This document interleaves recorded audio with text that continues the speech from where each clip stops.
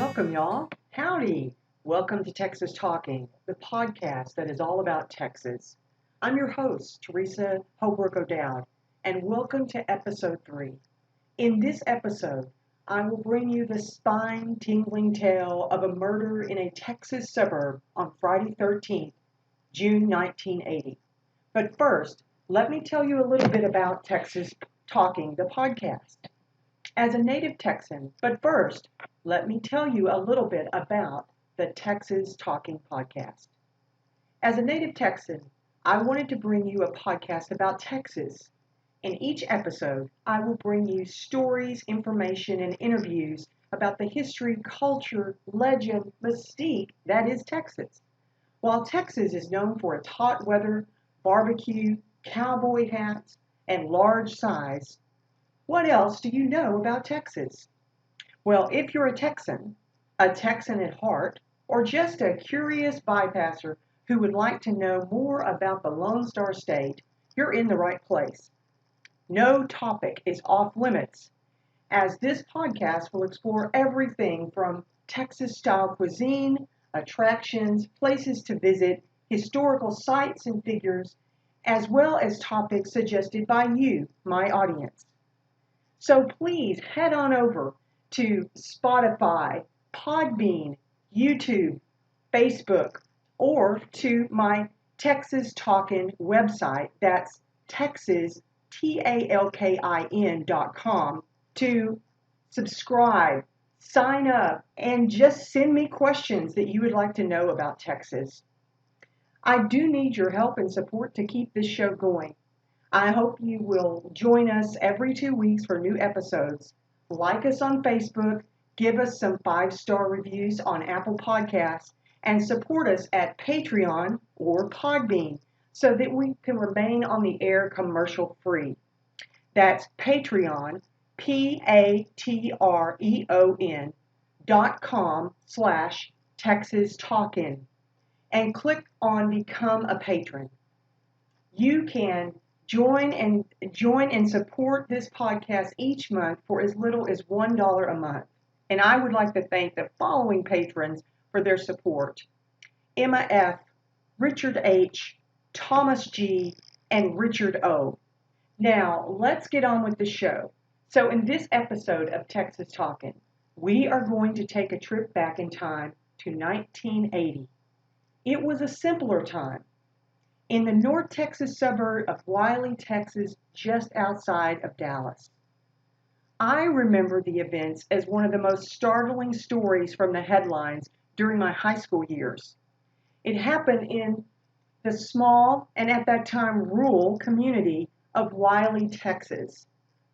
I was 16 years old and not familiar with Wylie. I knew that it was a small town near Dallas with a lively marching band that I had seen perform at the Parade of Champions in the Cotton Bowl on at least one occasion. The events unfolded on a humid Texas day in June 1980. In fact, that day was Friday, June 13th, 1980 to be exact. In 1980, my parents owned one television set, and it was connected to the world through an antenna. Many of you may not remember that, but that antenna allowed us to watch one local television station and a few Dallas TV stations. That included WFAA Channel 8, which was my favorite, and an ABC affiliate, KXTX Channel 5, which was the go-to channel for weather news, and it was an NBC affiliate, KDFW Channel 4, which hosted CBS programs, and then there were 2 other channels that we could pick up on a good day, and they were, I think it was KTB TV or KTV TV, I'm not sure which, but it was Channel 11 to me, and it carried the best cartoons, the Three Stooges, and I Love Lucy reruns. And then KERA, Channel 13, which carried the Public Broadcasting Network, or for me it was, I remember it as Sesame Street channel, but I could rarely get that channel due to its weak signal.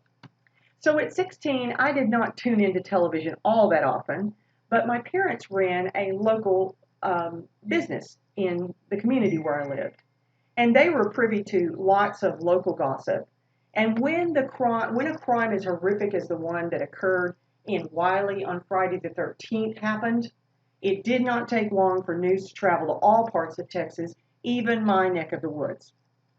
It seems a Fairview housewife took an axe and hacked a Wiley middle school teacher to death in her garage. I didn't know the names or the details, but I could clearly envision a teacher lying in a pool of blood in her garage with multiple axe marks on her lifeless body. After all, I had just seen the soon-to-be classic slasher movie Friday the 13th, which was at movie theaters back in May of 1980, and I had watched through covered eyes as a teenager, as teenagers, including Kevin Bacon, one of my favorite at that time, were slashed or hacked to death by a mysterious Jason at Camp Crystal Lake.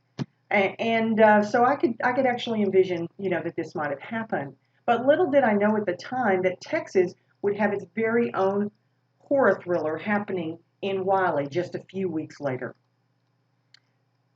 Now, while those of us who have lived in Texas all of our lives may remember the story, and others may have read the book or even seen one of 3 TV movies on the subject, the latest of which starred Mad Men's and A Handmaid's Tale alum Elizabeth Moss in the Hulu version. And I recently read that Elizabeth Olsen will be playing the same real-life axe murder in a new limited series for HBO Max titled Love and Death.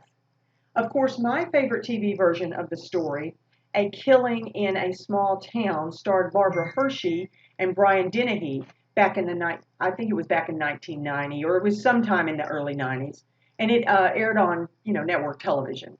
And yes, of course, I was able to watch it because by the 1990s, I had moved up from antenna to cable TV. And it's actually still available to buy on DVD and VHS tape on Amazon, but you can't download it, like it's not digital among the digital downloads, but you can buy it if you're interested and want to watch it. And for those of you who are newcomers to Texas and love a good murder, marital affair, desperate housewives type tale, then this podcast is going to be for you because I am going to go through what happened that fateful day.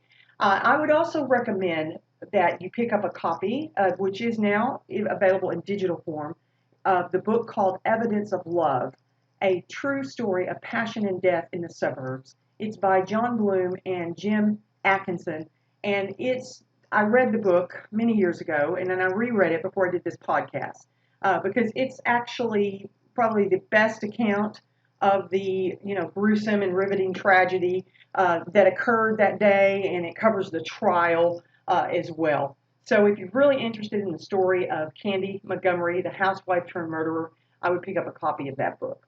I'm going to make reference to it throughout this podcast. Of course, the climax of the case came in 1980 when 250 spectators crowded in the courtroom for the trial. There were reporters, there were spectators, and they were all eyes on the witness box when the defendant, Candy Montgomery, took the stand. According to Alexander Cronin, who wrote a recent article about the axe murder, the trial was the last case to ever occur in the Collin County Courthouse located in historic downtown McKinney.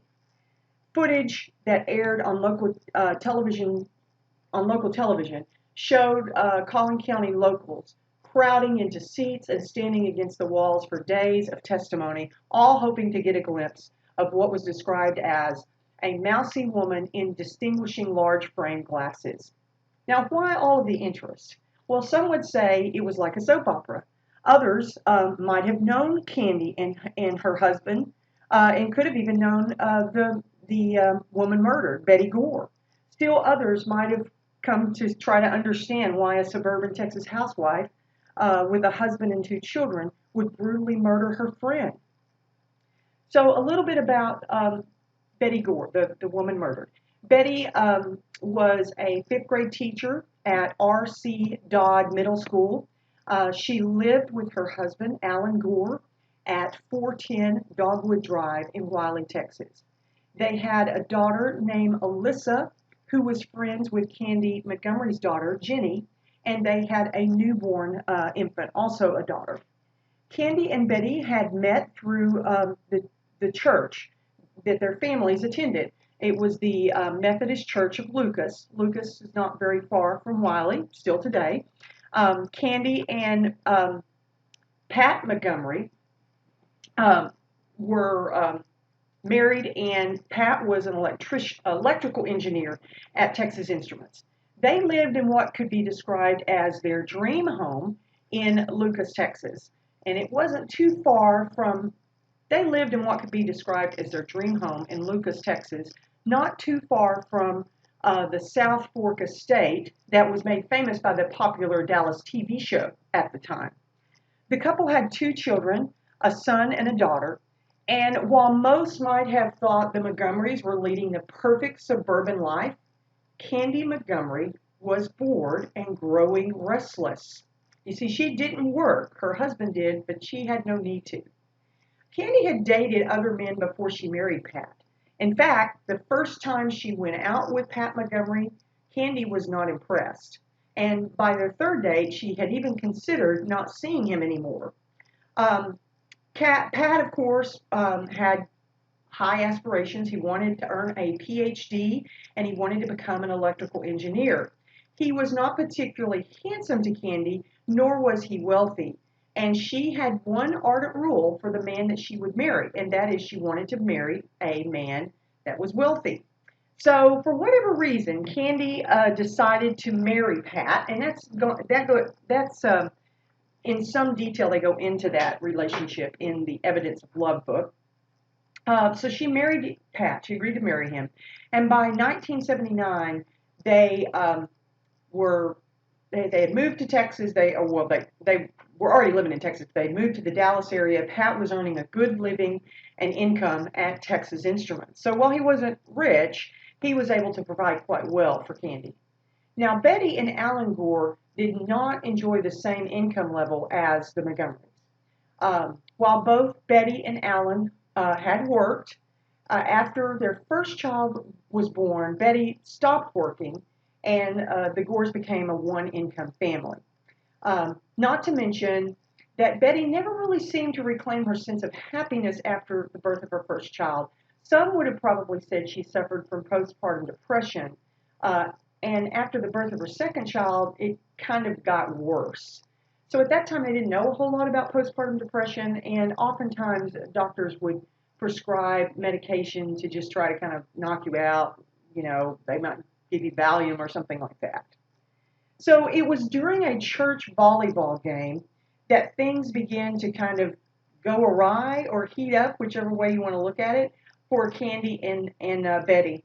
According to Bloom and Atkinson's book, it happened on the church volleyball court on a late summer day in 1978. Candy and Alan both tried to make a play on the same ball, and they collided.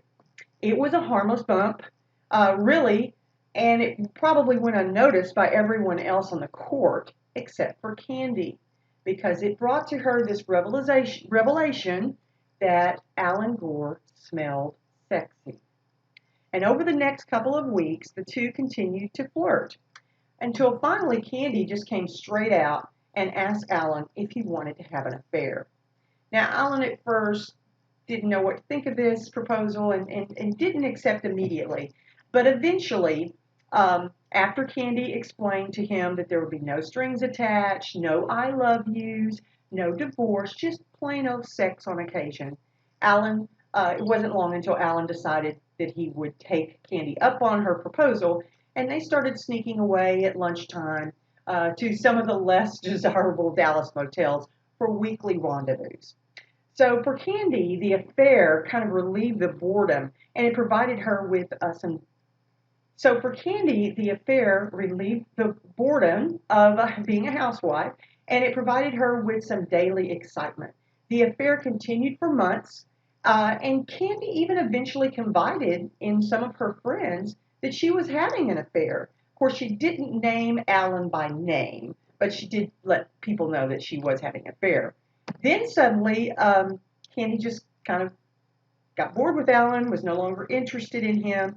The affair had kind of lost its thrill, and she and Alan kind of mutually agreed to end it. Alan had decided he wanted to try to make his marriage work with his wife, and so they ended the affair.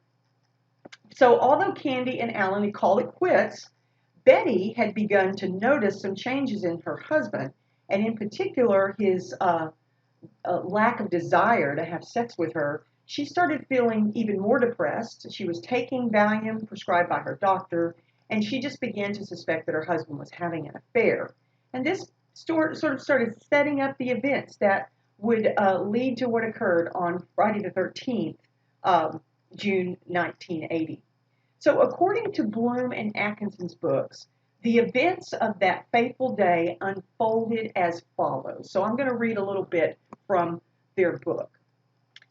It was the week of vacation Bible school, and everyone was busy keeping the children entertained. Candy Montgomery had just led some of the children in a parable about 3 trees. Betty Gore wasn't at vacation Bible school that day, but that wasn't so unusual. And since Alyssa, Betty and Alan's oldest daughter, had spent the previous evening with the Montgomerys, Candy had brought Melissa with her.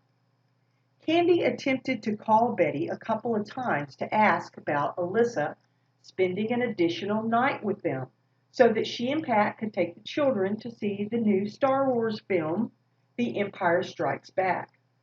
She didn't think much about it, Betty not answering the phone, that is, as Betty did have a new baby to tend to. It was June 1980, just a few days before Father's Day, and Candy had planned on picking up a Father's Day card, so she had some errands to run, and she decided that she would leave Vacation Bible School and go just drop by the Gore's home and get permission for Elisa to spend the night. Upon arrival at Betty's home, Candy would be surprised to learn that Betty had discovered the affair between her and Alan. She actually had a letter or some notes that had been passed between the two. At first, Candy tried to deny the affair, but when presented with the cards and letters that Betty had in her hand that she had given to Alan, Candy knew that she was caught. She tried unsuccessfully to tell Betty the affair was over, but Betty wasn't convinced. After all, nobody was going to take her man. The events that unfolded after that would become the makings of national headlines. Did Candy Montgomery kill Betty Gore in a jealous rage, or was it actually self-defense after Betty discovered the affair? Bloom and Atkinson's book describes the events that occurred just after the meeting between Candy and Betty as follows. The toe of Candy's left foot was bleeding profusely. She stared at it and fished in her purse for her keys to her station wagon. Now you're in the car, you're normal, the car's still here, everything looks the same. Her mind went blank, and in a few lost moments, she was vaguely aware of the car beginning to move. Father's Day cards, puppet show, one step at a time. Just do one thing at a time, and it will be all right. Don't think about the house. Father's Day cards. She stared down the main street of Wiley and imagined her car was not moving at all. Then the main street was gone. She stared at the stop sign. It scared her. She needed movement. She needed something to do.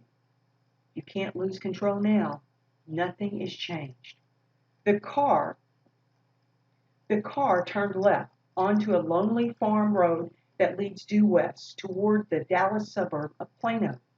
The road jogged across a railroad track and opened into the expanse of empty farmland. Weeds grew right up to the shoulder.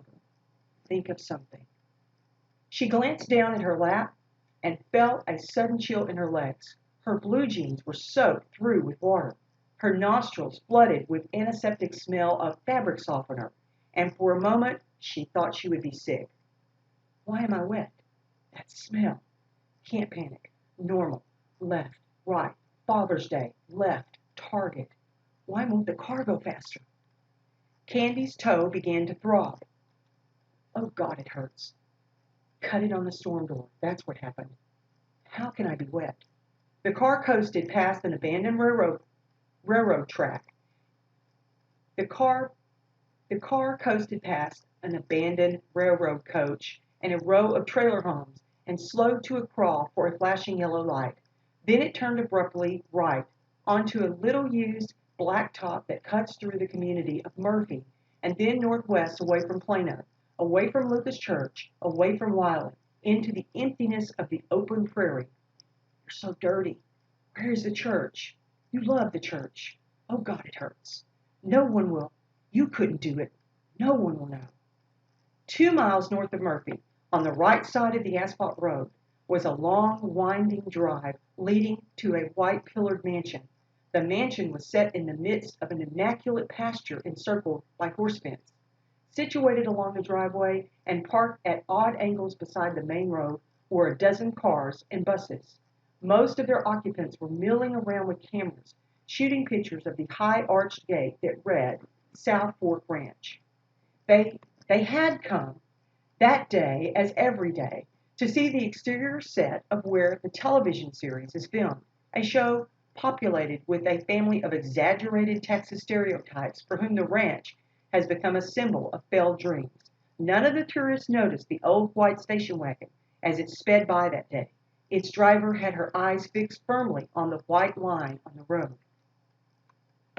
Tina was only 5, but she liked to play with bigger girls down the street whenever they would let her, especially Elisa Gore, who was 7 and lived in a brick house with white trim and had a little baby sister. Grandma was at Tina's house that day. She let Tina go outside for a while, but told her not to go very far. Tina decided to go to Elisa's. She knew Elisa was home because she had seen that woman. She saw her. She had curly blonde hair and blue jeans, and Tina saw her come out of Elisa's and get into her station wagon. She was in a hurry because she drove right by Tina and never even looked. She drove down to the end of the block and turned and went away. That's what made Tina think of Elisa. She looked both ways before crossing the street, and then she went up to the front door and rang the doorbell on Elisa's door. She could hear Elisa's baby sister crying in the house. It was really loud crying, so Tina waited for a while for Elisa to come. But the baby kept crying really loud, and nobody came to the door, and Tina rang the bell again and again. After a while, Tina quit ringing the bell, and then she knocked on the door, and then she went around to the back of Elisa's mother and then she went around to the back where Elisa's mother and father parked the cars, and she saw that they were still there. And then Tina went home to tell her grandmother that Elisa's little sister was crying, but Elisa wasn't home. Tina never noticed the red droplets on Elisa Gore's front porch. No one must know.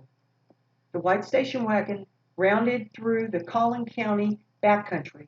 It pulled up to an intersection 1/2 mile from Lucas Church. To the right was the church. The car continued forward. Dry and clean. You need to be dry and clean. Calm now. No one must know. The car angled up an empty, little-used road midway between the county's 2 main highways. After a while, it pulled back onto Farm to Market Road 1378, but far north of Lucas Church. It continued north past the old church and red schoolhouse, across the narrow stone bridge and up the hill. At the crest, it turned right onto the pitted gravel road and disappeared into a forest of oaks and hackberries. On the left, across a ravine, was a large 2-story Tudor home. That would be Mayor Haas. He had a gas lamp with a wooden rabbit on it. Now the landscape was familiar again. Down a slight incline, left onto the gravel, and up a steep incline driveway. Only now could the house be seen from the car, sitting on a little knoll shrouded by 2 or 3 red oaks, a contemporary cathedral-like structure in wood and glass, with a kind of stylish, unfinished look common in the Colorado ski lodges. Around the expansive yard was a corral of white horse fence. The station wagon nosed into the double garage and stopped. Nothing has changed. Out of these clothes and calm, dry and clean, normal. God, the toe. She unlocked the door leading from the garage into the house and quickly ran upstairs. Stripping off her blouse and blue jeans, she entered the master bedroom. She fumbled through the shelves in the bathroom, but couldn't find what she was looking for. She went back downstairs into the hall bathroom and grabbed a box of Band-Aids. She put her left foot on the commode and lowered her head down close to the third toe. She wiped the blood away and wrapped the Band-Aid as tightly as she could. She flinched as she felt how deep the wound was. I did it on the storm door. We never have fixed that storm door. She retrieved her blouse and took it into the kitchen and placed it in the sink. She poured the detergent and turned on the water. Oh no, that smell again. She started to wrench, but regained her composure quickly. She left the blouse soaking in the sink, went upstairs to find a pair of jeans. She matched and shaded against the ones she had just taken off and carried them into the bathroom. She took a quick shower, washed her hair. As she did, she noticed an open cut at her hairline on the right side of her forehead. She dried her hair with a towel, and then she went to get another Band-Aid. But the bandage wouldn't stick. No matter how she positioned it, the springy hair around the wound kept it from adhering to the skin. Finally, she gave up, wrung out her blouse, put on her new blue jeans, threw the old ones in the washer, and waited while the dryer dried her blouse. Thank goodness it was a burgundy color. The last thing she did was find a pair of blue tennis shoes in the upstairs closet. She traded those for the rubber sandals and laced them up as tight as she could to keep pressure on the toe bandage. She picked up her purse. She was ready to go to church. Later that night, neighbors found Betty Gore's lifeless body lying in a pool of blood. Alan, who had been out of town for work, had called the house to check up on his wife. As they attempted to patch up their marriage and get back together, worried by her lack of response, Alan asked the neighbors to go over and see if Betty was all right. Neither Alan nor his neighbors expected the house to be a scene right out of a slaughterhouse. Someone had struck Betty Gore in the face with an axe over 41 times. At first, detectives suspected the killer had to be an escaped mental patient based solely on the intensity of the attack. After next ruling out Alan himself, their attention turned to the last person to see Betty alive, Candy Montgomery. It was hard to believe that the likable and bubbly Candy was capable of such a horrendous act. Moreover, no one thought the petite housewife had the physical strength to wield a heavy 3-foot-long axe. At first, Candy claimed Betty was alive when she left, but then admitted that she had killed Betty in self-defense. According to Candy, an incensed Betty had discovered her husband's affair and made an attempt to strike Candy with the axe. At the trial, Candy took the stand and testified that Betty confronted her about the affair with Alan. Candy said she tried to reassure Betty that the affair was over, but Betty came at her with the axe, explaining the deep cut on Candy's toe. Candy explained that she then became outraged at Betty for attacking her and grabbed the axe and began hitting Betty. Before it was all over, Candy had hit Betty 41 times. Then Candy said Betty did this very odd thing. She whispered, "Shh," just before she died. In the panic that ensued after the attack, Candy showered, fully clothed, trying to remove the blood and gore from her skin and clothing. She then rushed home and changed clothes, tossing the still bloody outfit into her washer. And she immediately returned to church to finish the Bible school activities. So according to Candy, the events that took place at Betty's home was self-defense. Throughout the trial, Candy's husband, Pat, stood by her. When the verdict was in, Candy was found not guilty, although Candy and Pat exited the courthouse, to many in the crowd shouting their sentiments of murderer. Pat and Candy remained together after the trial, selling their house and moving east to Georgia. Of course, this was only a temporary reprise because the couple did eventually divorce. According to an article on soapboxy.com by Kim Bryan, Candy still lives in Georgia and now goes by her maiden name, Candace Wheeler, and works alongside her daughter, Jenny, as a mental health therapist to teens and adults suffering from depression. Kind of odd, isn't it, given Candy's history with the depressed Betty Gore. Well, that is it. I hope you've enjoyed this episode of Texas Talkin. Join us again in 2 weeks for more stories, interviews, and legends from Texas. Thank you so much for joining me. And if you're interested in any of the books or television shows or articles that I read, you can find my show notes from this episode on my website, texastalkin.com. You can learn how to be a patron at texastalkin.com. And don't miss an episode. Please subscribe to Patreon, Apple Podcasts, Spotify, or anywhere you get your podcasts. Follow Texas Talkin on Facebook, Twitter, or Instagram, and subscribe to my Texas Talkin YouTube channel. And again, thanks for listening. Until next time.